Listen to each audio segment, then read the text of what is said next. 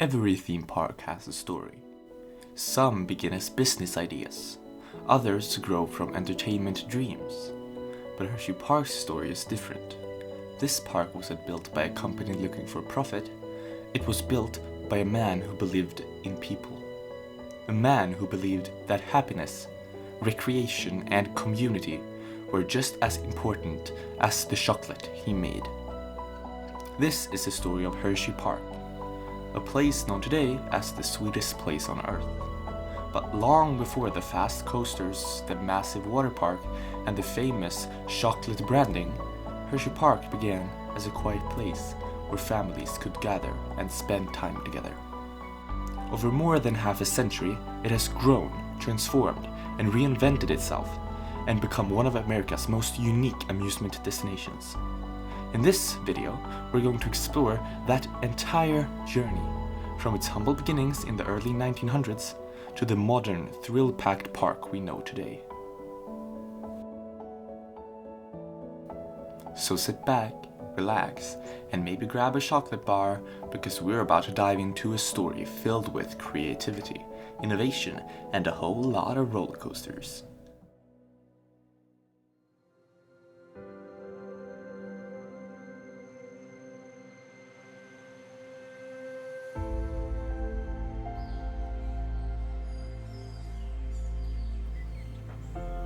To truly understand Hershey Park, we need to begin with the man behind the chocolate, Milton S. Hershey.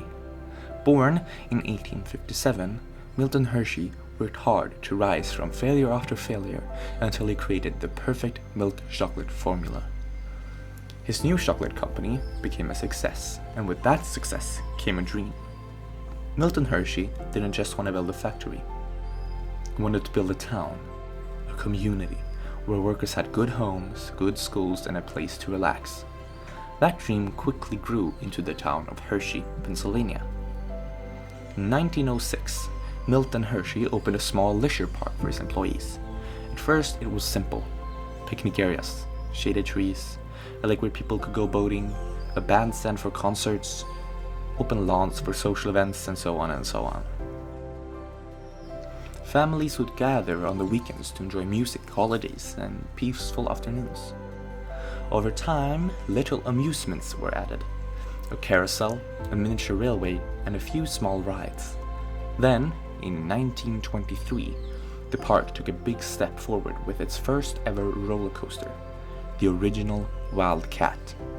Built from wood and powered by gravity, it became the first real thrill ride in the park. In the 1930s and 40s, the park continued to grow. Even during the Great Depression, Milton Hershey kept construction projects alive, helping support the town. Hershey Park added a funhouse, new children's rides, a speedway-style attraction, and more picnic pavilions. Then came a major moment in 1946, the opening of Comet, the wooden roller coaster that still runs today. For many families, Comet became a rite of passage. By the 1950s and 60s, the park was drawing visitors from all over Pennsylvania. The quiet picnic grounds of the early 1900s were long gone. Hershey Park had bigger dreams ahead, and a complete transformation was on the horizon.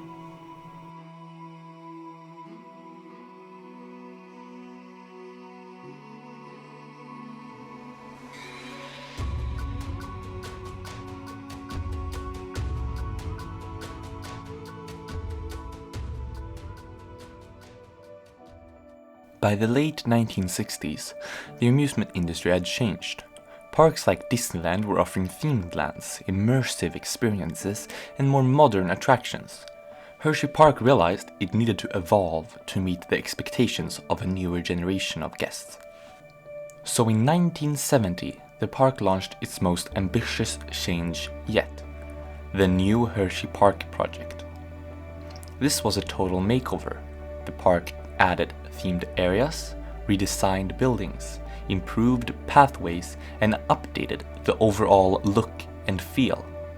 For the first time, Hershey Park felt like a theme park, not just an amusement park. One of the most important new additions arrived in 1977, Super Duper Looper, a looping steel coaster designed by Anton Schwarzkopf. It was the first modern looping coaster on the East Coast, one of the only few loopers in the country at the time, and a major symbol of the park's new direction. Its bright loop became a landmark. Throughout the 1980s, the park added a mix of family rides and thrill rides, like Wave Swinger, Coal Cracker, and Canyon River Rapids. The 1990s continued to introduce more major water rides and coasters, including Sidewinder in 1992, Tidal Force in 1994, which was famous for its huge splash, Wildcat in 1996, a new wooden coaster built by Great Coasters International.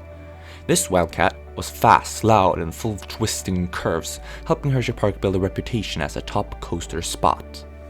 By the end of the 1990s, the park also began expanding its resort and water attractions, laying the groundwork for what would eventually become the Boardwalk. Hersheypark entered the 2000s with a new energy and a clear identity, a theme park centered on thrills, family fun, and the legacy of Milton Hershey.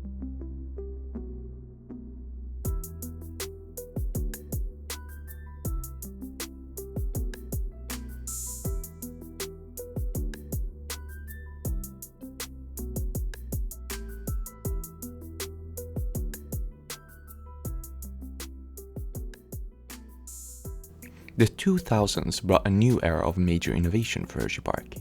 The park embraced bold, modern coasters and expanded into a full-scale resort destination.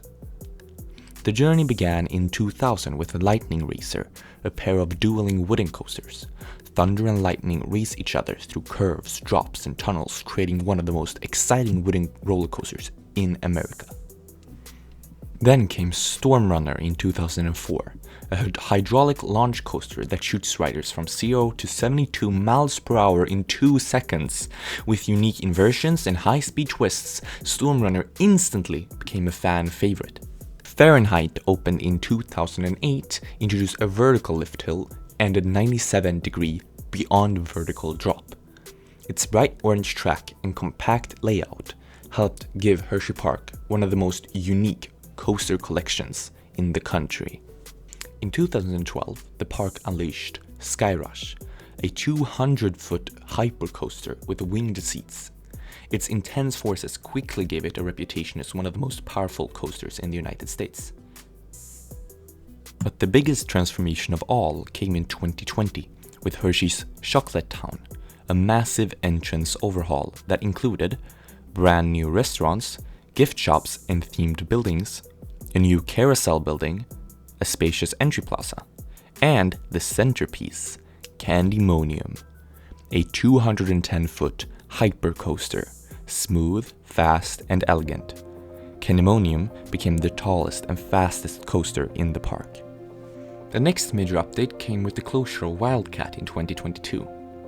Fans guessed what was coming next, and they were right.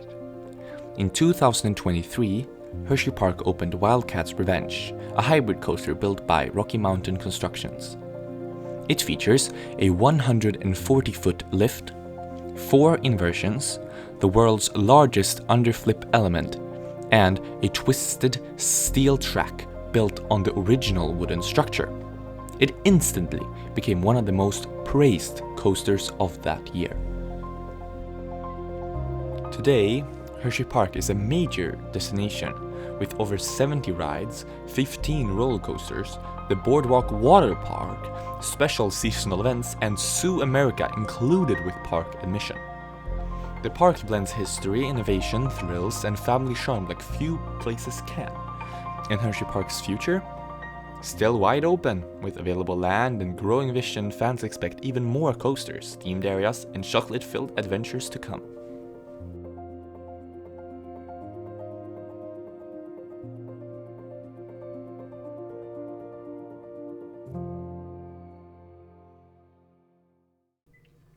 So I have personally been to Hersheypark. I live in Europe, but I was in New York for a trip with my family and I went to Hersheypark over the day. I really liked it. I thought the workers were very nice, the rides were insane. Wildcat's Revenge was my personal favorite, and then Sky Rush probably. But we went on Good Friday and there was so many people. So the lines were multiple hours, and when we realized the lines were so long, it was already too late to buy a fast pass. So I didn't get to ride everything I would have wanted to, but I still rode the ones that were my top priority, and I really enjoyed my day at Hersheypark.